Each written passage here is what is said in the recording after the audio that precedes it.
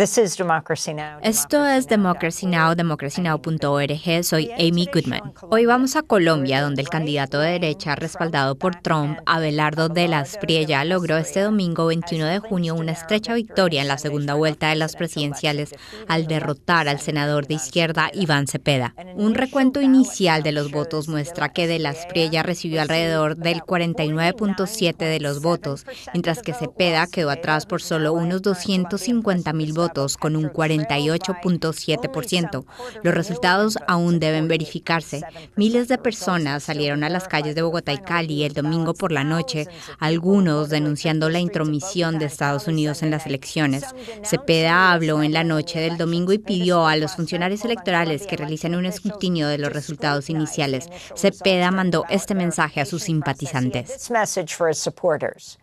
Nuestro más sincero, profundo, afectuoso reconocimiento y gratitud a 12.700.000 colombianos y colombianas que con su respaldo y apoyo en las urnas consolidan nuestra convicción de que el cambio social, democrático, profundo de la sociedad colombiana es perfectamente posible. Iván Cepeda es un destacado defensor de los derechos humanos que había prometido continuar con la agenda progresista de Petro y negociar la paz con los grupos armados. Su padre fue asesinado por grupos paramilitares de derecha respaldados por Estados Unidos en 1994. En contraste, de la Espriella es un hombre de negocios millonario y abogado que dirigió una campaña centrada en el alarmismo y la mano dura contra el crimen y ha prometido construir megaprisiones inspiradas en el autoritario presidente de El Salvador, Nayib Bukele, así como bombardear los campamentos narcoterroristas y abandonar los esfuerzos por alcanzar la paz de Petro. El triunfo de la Espriella sería también una victoria para Donald Trump, ya que su gobierno ha intervenido en toda América Latina con una intensificación de la llamada guerra contra las drogas, de la que incluso el presidente Petro ha sido blanco, tras enfrentar falsas acusaciones y amenazas por parte del presidente estadounidense. Tras la noticia de la victoria de la Espriella, Trump escribió en las redes sociales: ganó a lo grande. A pesar de amenazar con destripar a la izquierda a lo largo de su campaña, de la Espriella cambió de tono el domingo en el discurso que dio desde Barranquilla, Colombia. Voy a gobernar para todos los colombianos, para quienes votaron por mí y para quienes escogieron otro candidato. No habrá vencedores ni vencidos, no habrá retaliaciones, no habrá persecuciones, porque en democracia no existen enemigos irreconciliables. Existen compatriotas que piensan diferente. Para más información, vamos a Cali, Colombia, desde donde nos acompaña Manuel Rosenthal, médico y activista colombiano de larga trayectoria. Rosenthal ha tenido que exiliarse en varias ocasiones a causa de sus actividades políticas y forma parte de la organización Pueblos en Camino. ¿Puede hablar de la respuesta a la elección de este abogado y empresario millonario? ¿Qué significa la victoria de la Espriella, aunque fuera por un margen increíblemente pequeño, menos de un punto porcentual? Victory mean, although the victory margin was incredibly small, less than a percentage point.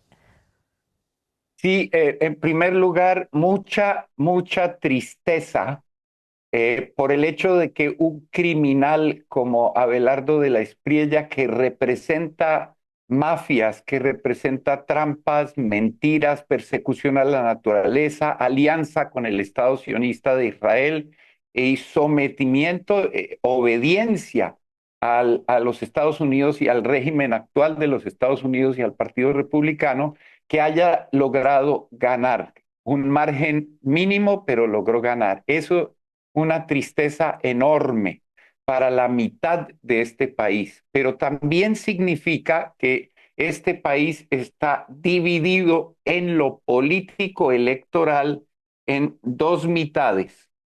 Una mitad que responde y obedece a un orden criminal que se va estableciendo.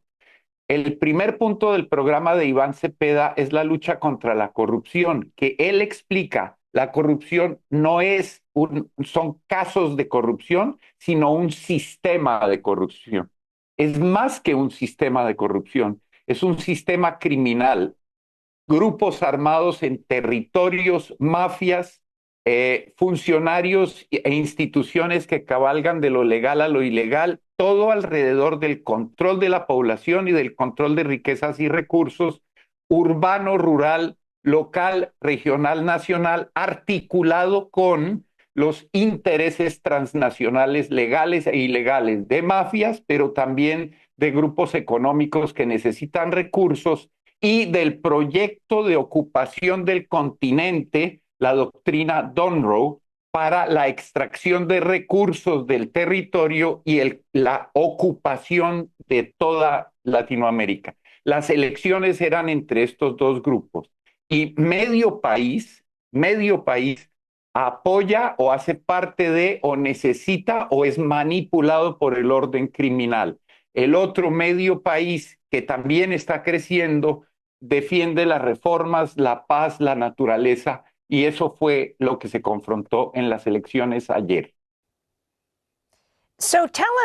Manuel, cuéntenos más sobre quién es De la Espriella, quien vivió en Florida durante años. ¿Cómo hizo su fortuna? ¿Qué implica que sea ciudadano estadounidense y colombiano? ¿Y a quién representó como abogado en Colombia?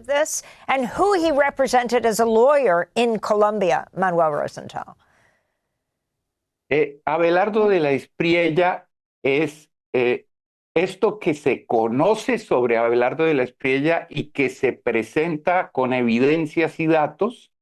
Él responde a estas evidencias y a estos datos y a estas críticas, es más, a procesos legales en su contra, penales y civiles y de todo tipo, responde como abogado con demandas legales contra quien lo critica, incluidos 109 periodistas, 109 demandas contra periodistas y 13 de los mejores periodistas de Colombia que están siendo señalados y perseguidos. Abelardo de la Espriella es un abogado que hizo su dinero alrededor de casos reconocidos como paramilitares, narcotraficantes y, por ejemplo, Alex Saab, el testaferro de Maduro, hizo una gran cantidad de dinero con toda clase de transferencias oscuras de recursos e incluso Abelardo de la Espriella ha estafado abiertamente a criminales. Así hizo dinero. Abelardo de la Espriella ha vivido en Italia, ha dicho abiertamente que no le gusta Colombia, que no le gusta la comida de Colombia, ha dicho que no es religioso y todo eso lo cambia en el proceso electoral mintiendo tranquilamente y ahora es religioso, ama Colombia, etcétera. Entonces es alguien en quien no se puede confiar, pero además es ciudadano de los Estados Unidos, se declara republicano y está muy cercano a Marco Rubio y al gobierno de los Estados Unidos.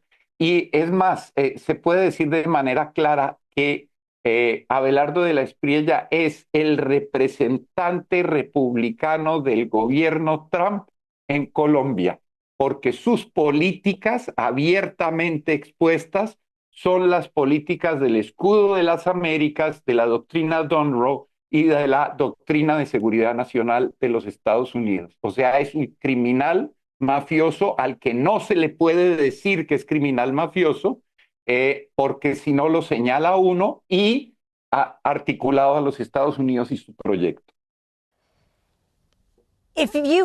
¿Puede hablar sobre el respaldo del presidente Trump a De la Espriella y la importancia de ello? ¿Cree que estas elecciones fueron justas?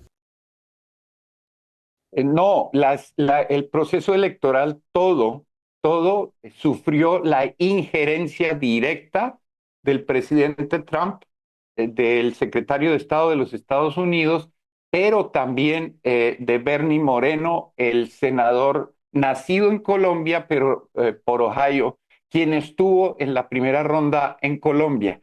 Es más, Bernie Moreno, cuando estuvo en Colombia durante la primera ronda de las elecciones, mencionó que si no ganaba la derecha, en este caso de la Espriella, Colombia podría sufrir la misma situación de Venezuela, es decir, amenazó con hacer lo mismo que hizo Estados Unidos con el presidente Maduro.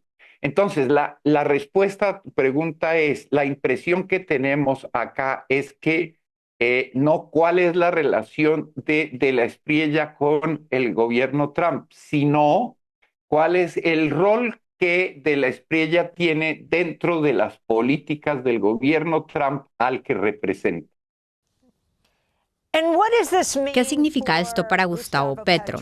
Iván Cepeda, de cuya historia usted puede hablar, fue visto en gran medida como un sucesor ideológico y ha perdido por una pequeña fracción, menos de 1% de diferencia, pero aún así perdió. Sí, Iván Cepeda y Gustavo Petro han sido cercanos políticamente, han sido aliados políticamente y se han conocido por más de 30 años, pero son dos personalidades distintas que comparten una misma visión política. La esencia de Gustavo Petro y Iván Cepeda es que son demócratas, que no creen en la lucha armada, que no creen en la estatización ni en el viejo modelo comunista, a pesar de que Iván Cepeda, el papá y la mamá de Iván Cepeda fueron dos extraordinarios luchadores sociales, miembros del Partido Comunista, y el padre fue asesinado como parte de la masacre apoyada por los Estados Unidos a la Unión Patriótica. Iván Cepeda ha sido un hombre ejemplar, quien ha representado y sido víctima de Álvaro Uribe Vélez y fue quien contribuyó significativamente a la condena de Álvaro Uribe Vélez y de su hermano por crímenes gravísimos y otros que están en curso ahora. Gustavo Petro hizo una presidencia que es cuestionable, criticable, como cualquier presidencia en varios asuntos, pero que termina con un enorme nivel de popularidad. Gustavo Petro va a salir de la presidencia con el afecto y el cariño de una enorme proporción de gente de este país. Pero son dos personas distintas y fue muy claro Iván Cepeda en dar continuidad a los logros de Gustavo Petro, pero también en ser crítico a políticas como una constituyente que llamaba Petro, el proceso de paz y otras propuestas. De modo que Petro es del mismo origen, cercano a Petro y le da continuidad a Petro. Cepeda lo hace, pero de otra forma, con otra trayectoria, con una serenidad, tranquilidad, y tenía un programa de gobierno, tiene un programa de gobierno, los recursos, los mecanismos para ejecutarlo y está abierto al diálogo para todo este país, mientras Cepeda es todo lo contrario. Perdón, mientras De la Espriella es todo lo contrario. ¿Puede hablar sobre la represión y las demandas legales de la Espriella contra periodistas y explique qué está sucediendo con el activista colombiano que vive en Estados Unidos con una petición de asilo, quien fue detenido por inmigración la semana pasada por sus críticas a De la Espriella, justo después de que el secretario de Estado estadounidense Marco Rubio emitiera un memorando al respecto? Rubio, the Secretary of State.